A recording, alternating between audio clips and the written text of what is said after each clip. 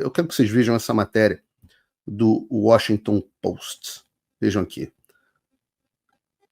How Instagram limits your political posts. Né? Como o Instagram esconde os seus posts políticos.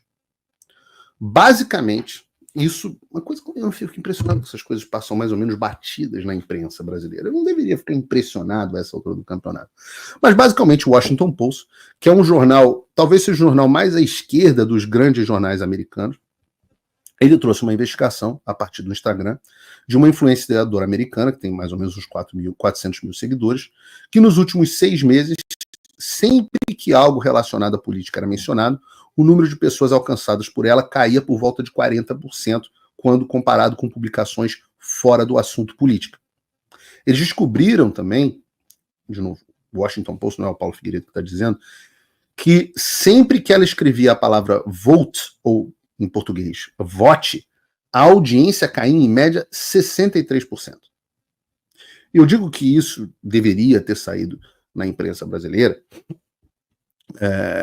porque se você não entendeu o quão importantes são essas descobertas, eu te convido a fazer uma reflexão aqui comigo. Ouve o meu raciocínio sobre o impacto disso na sua vida, inclusive. Né? A gente está hoje, em 2024, num ciclo eleitoral diferente do que a gente viveu em 2020 e 2022. Eu digo isso porque muita coisa, às vezes parece que a gente só está tomando 7-1, só está se ferrando, mas muita coisa mudou de 2020 e 2022 para cá. Em 2020 e 2022, hoje nós sabemos que nós estávamos sob uma censura completa. Oi, que legal que você gosta dos meus vídeos, mas ainda mais importante do que eles é o meu curso.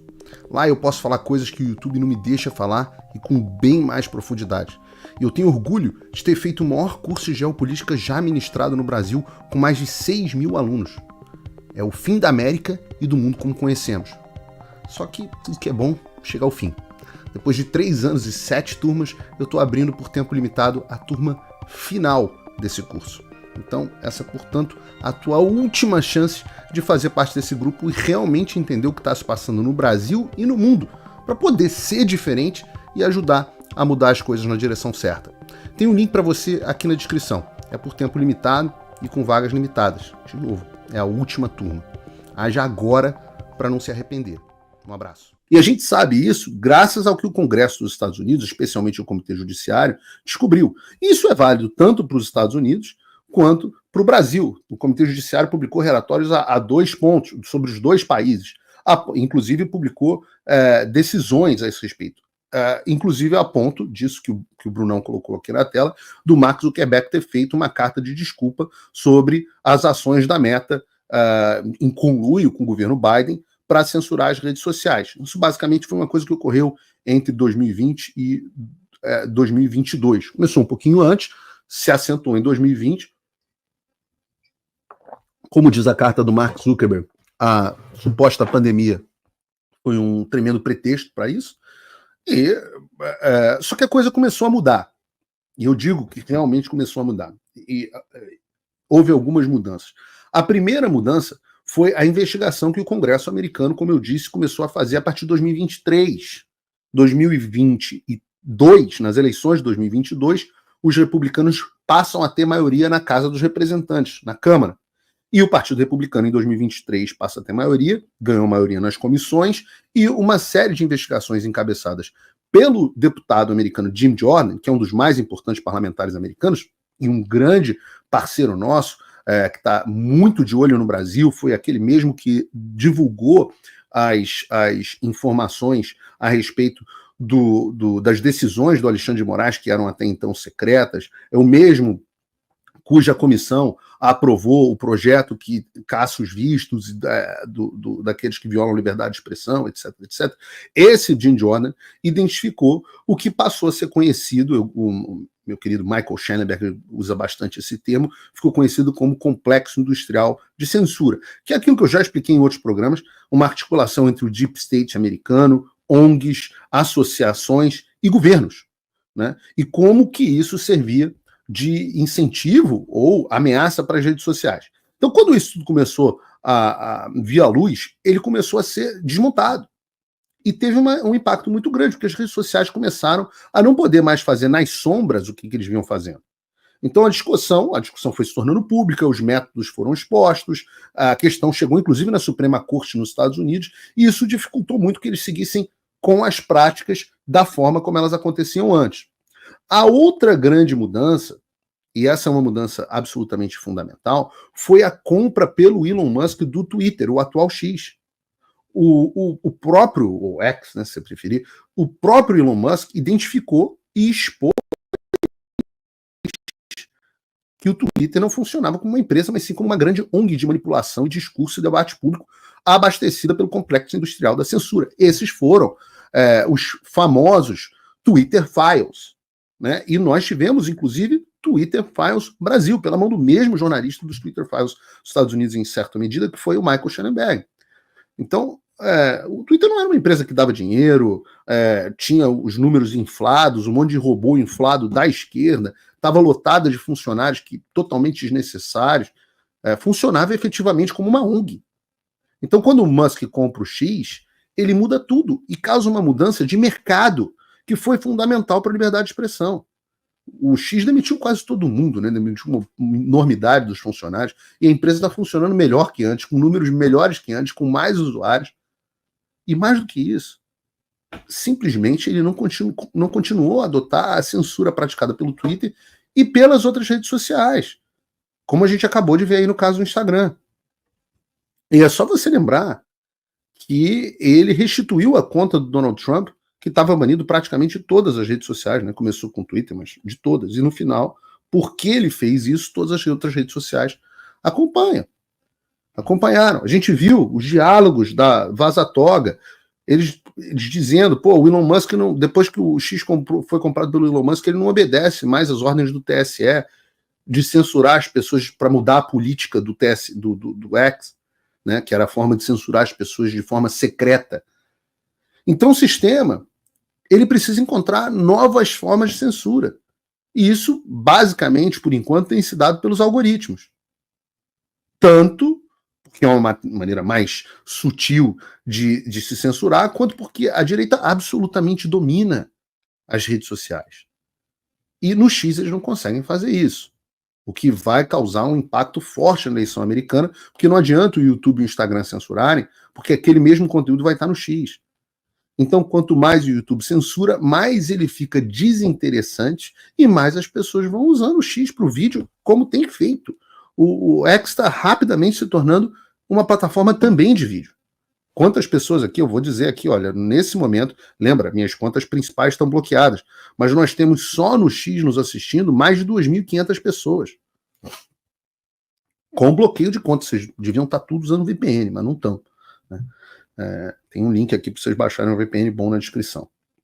Mas nesse sentido, então, o que eu quero dizer é que o Elon Musk foi e é uma pedra gigantesca no sapato do establishment. Não só porque ele está fazendo tudo que pode agora para eleger o Trump, mas como uma pedra no sistema da censura, no complexo industrial da censura. Para o Alexandre, por exemplo, censurar alguém, ele tem que mandar uma ordem direta e pública agora para o X, que no final das contas vai ser usada por nós, inclusive, nos nossos esforços contra a ditadura. Eu criei essa conta, encorajei o Constantino a fazer o mesmo, a Ludmilla a fazer o mesmo, todo mundo a fazer o mesmo, a criar novamente contas no X, justamente para que elas sejam bloqueadas de novo pelo Fábio Shor, pelo Alexandre de Moraes e companhia. Eu preciso que isso aconteça. Por favor, Alexandre, Fábio Shor, bloqueiem o meu X, eu preciso dessa nova ordem. Fica tranquilo que ela vai vazar para mim. Eu preciso dessa nova ordem. Eu preciso. Então já mostrei aqui no programa, inclusive, que essas ordens ilegais do Alexandre foram usadas para basear os projetos de lei que nós estamos propondo no Congresso americano. A gente precisou das ordens para pedir as ações por parte do Departamento do Estado e muito mais. E moral da história, então por isso não tem mais esse negócio de reunião secreta com o X, como foi reportado pelo Glenn Greenwald na série de reportagens da Vaza Toga, para fazer TAC, para mudar termo de serviço, moldar algoritmo. Com o Elon Musk no X, isso acabou. Então, se quer ser censor, dá a ordem de censor. Vai lá, age como um tirano. Não fica posando de democrata.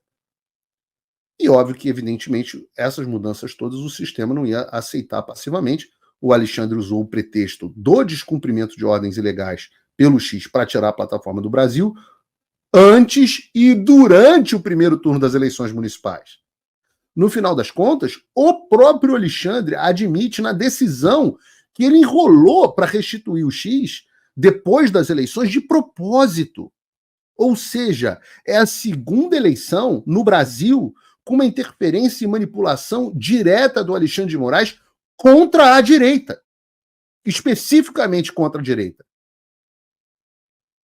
E é engraçado, realmente, como a única empresa de rede social suspensa no Brasil tenha sido, por coincidência, a única que não censura a direita no algoritmo. Como faz o Facebook, como faz o Instagram, como faz o YouTube. O Brasil, né, é cheio de coincidências. Mas você fica tranquilo que isso, com certeza, não configura, não, interferência eleitoral. Imagina. Vocês imaginem, façam um exercício de imaginação e pensem que se a direita teve esse desempenho nas eleições com o X, sem o X, perdão, imaginem o quanto ela, o resultado que ela teria se nós tivéssemos todas as redes sociais funcionando de forma livre. Ou seja, se você, eleitor, a quem esses desgraçados servem, tivesse condições de se manifestar livremente. Eu digo, eles acham que eles neutralizaram o fenômeno Bolsonaro, que levou o Bolsonaro em 2018. Eles estão com o dedo tentando tapar um dique. Hoje, o movimento anti-establishment é mais forte do que jamais foi.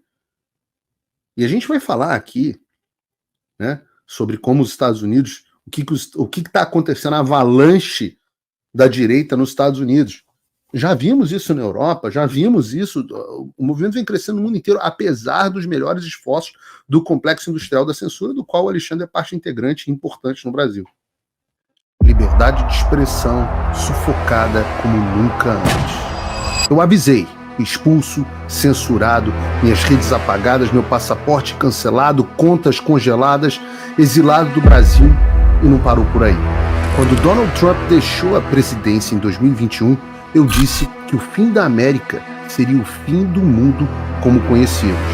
E tudo se cumpriu. Famílias destruídas, escolas e universidades tomadas, a mídia e redes sociais manipuladas. A geopolítica global está em chamas, nos Estados Unidos, no mundo e no Brasil. E você está vendo o caos, mas você sabe realmente o que está acontecendo? Alguns desistiram, outros querem lutar, mas você sabe contra quem ou contra o que você realmente está lutando? É tudo desinformação para criminalizar a opinião direita e justificar medidas autoritárias que ele já vem tomando. Você acha que está lutando uma guerra local, mas e se eu te disser que essa guerra é global? Eu sei o que está acontecendo e decidi que vou lutar até o fim. Mas eu não posso vencer essa guerra sozinho. Eu preciso de você. Eu preciso que você entenda o que realmente está em jogo. Eu já formei um exército de mais de 6.000 alunos, nesse que é o maior curso de política global já ministrado no Brasil. Agora, nós estamos nos capítulos finais dessa luta pela nossa civilização. Essa é a última turma e, portanto, sua última chance de fazer parte desse grupo. O fim da América e do mundo como conhecemos. Essa é a sua última chance de se preparar.